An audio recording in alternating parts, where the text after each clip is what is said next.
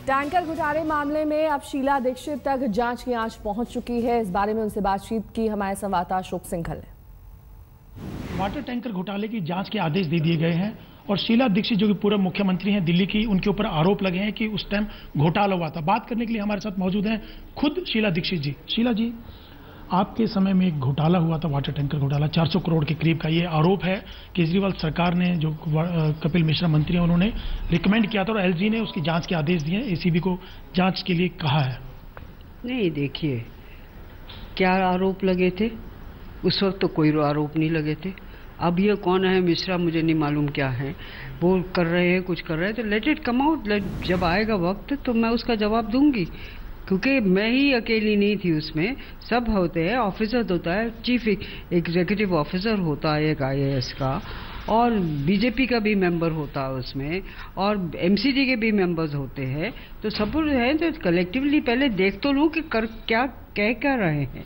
ऐसे ही आपने कह दिया 400 करोड़ रुपए का घोटाला है, इतने बरसों क्यों नहीं आया भाई वो, अब क्यों आ रहा है? तो ये पॉलिटिकली मोटिवेटेड है, इतना ही मैं कहना चाह रही हूँ। कम रेट वाले जो जिन्होंने अप्लाई किया था उनको इग्नोर करके प्रोसेस को फॉलो नहीं किया गया। नहीं है भैया, मुझे इतनी पुरानी बात याद नहीं है। वो टैंकर्स अच्छे थे, टैंकर्स स्टील के थे, आज भी वो टैंकर्स चल रहे हैं, इतना मुझे मालूम है। लेकिन बाकी कैसे हुआ था, क्या प्रोसीजर हुआ था, ये नहीं मेरा। कपिल मिश्रा ने तो यहाँ तक कहा है कि विधानसभा में कि मैं जेल भेज के रहूंगा शीला दीक्षित जी को। कपिल मिश्रा जी को कुछ कहना है कहने दीजिएगा, वो उनका अधिकार है, कहने बोलने दीजिएगा। लेकिन वो टैंकर आज भी चल रहे हैं, आपका कहना यह कि उसमें अगर खामियां थी तो क्यों चल रहे थे? देखिए, खामियां थी या क्या थी, मैं कुछ इस पर कमेंट नहीं करना चाहती हूँ। डिसीजन पूरी कलेक्टिवली लिया गया था, जिसमें बीजेपी के भी लोग बैठे हुए थे। उस वक्त आप आदमी का आदमी नहीं था, नहीं तो एक आप आदमी का मेंबर ऑफ असेंबली भी होता, एमसीडी के मेंबर्स भी थे, हमारे अपने वाइस चेयरमैन होते हैं।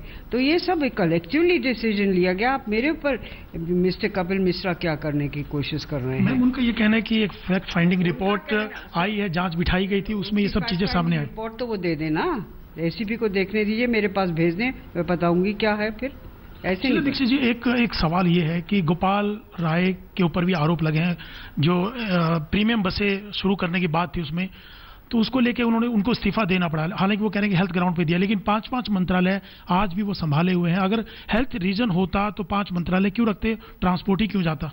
देखिए, ये उनका अपना निजी मामला है। क्या मिनिस्टर किसको क्या सब्जेक्ट दिया जाता है या किसको क्या कौन रिजाइन किस लिए करता है, ये उनका अंदरूनी मामला है, इसमें मुझे कोई टिप्पणी नहीं करनी। मैम, विजेंद्र गुप्ता जो बीजेपी के एमएलए, उन्होंने कहा है कि केजरीवाल पिछले 1-1.5 साल से रिपोर्ट को दबाए हुए थे।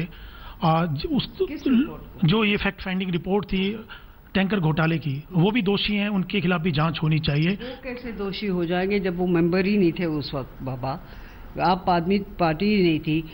अभी 1-1.5 साल की बात कर रहे हैं वो, क्योंकि जब से रिपोर्ट आई है उसके बाद भी उन्होंने कोई कार्रवाई नहीं की थी। वो कार्रवाई क्यों नहीं की, तो उनसे पूछे ना, मेरे से क्यों पूछ रहे हैं आप?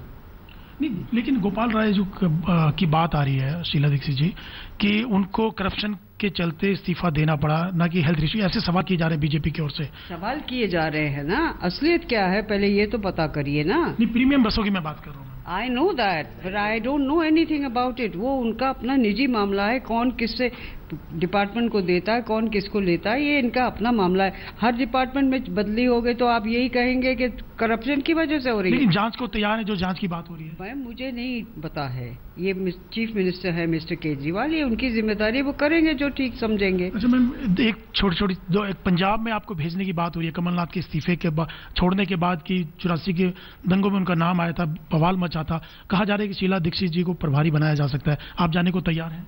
देखिए, मैं जो पार्टी आदेश देती है वो काम करती हूँ। इस वक्त कोई आदेश मेरे पास नहीं आया है। ये मीडिया ने और अखबारों ने सब ये हवाएं उड़ाई हैं, अंदाजे लगाए हैं, इससे मुझे कोई टिप्पणी। यूपी का फेस बनाने की बात भी है कांग्रेस की ओर से। ये हमारा डिसीजन हमारी कांग्रेस अध्यक्षा वाइस प्रेसिडेंट लेंगे, जैसा कहेंगे। आप जाने को तैयार हैं यूपी में?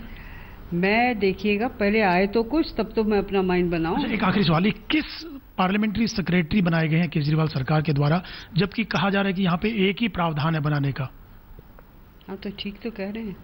21 तो नहीं है, 1 का है या 2 का है ये तो मुझे मालूम नहीं है, लेकिन इतना ज़रूर मालूम है कि 21 का प्रावधान नहीं है। तो डिस्क्वालीफाई हो सकते हैं आपको लगता है? अब ये तो इलेक्शन कमीशन ने फैसला ले लिया है, देख लेंगे। केजरीवाल का कहना है कि हमने जो 21 बनाए वो जनता की सेवा कर रहे हैं, कोई उनको भत्ता पैसा कुछ समा। केजरीवाल जी कह रहे हैं तो उनसे पूछिए ना कि कौन सी सेवा, वो तो एज MLAs भी करते हैं। आप अपने एरिया की सेवा करते हैं या नहीं करते हैं? तो ये कौन सा एडिशनल कर रहे हैं? आपके पास 7 तो मंत्री हैं, 6 मंत्री हैं इंक्लूडिंग चीफ मिनिस्टर, और उसमें 21 आपने ये बना दिए पार्लियामेंट्री सेक्रेटरीज। तो क्या कोई बैलेंस है कि नहीं है? ये अब केजरीवाल जी से पूछेगा। जी धन्यवाद। कैमरामैन राजीव श्रीवास्तव के साथ अशोक सिंघल, दिल्ली आज तक।